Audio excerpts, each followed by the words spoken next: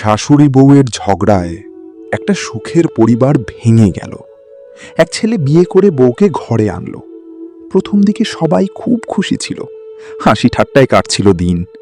কিন্তু কিছুদিন পর ছোট ছোট কথা নিয়ে শুরু হলো অশান্তি।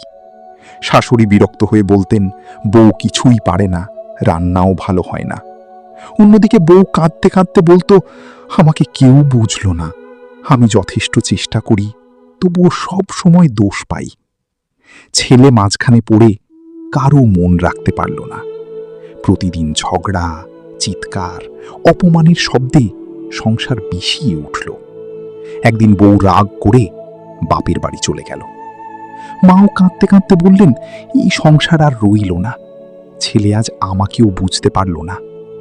যে ঘরে একসময় হাসি আনন্দ ছিল, সেখানে নেমে এলো নীরবতা।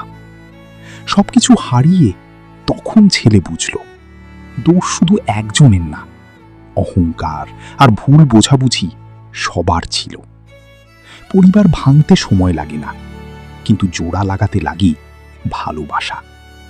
অহংকার নয়, সম্মান আর বোঝাপড়াই সংসারের আসল ভিত্তি।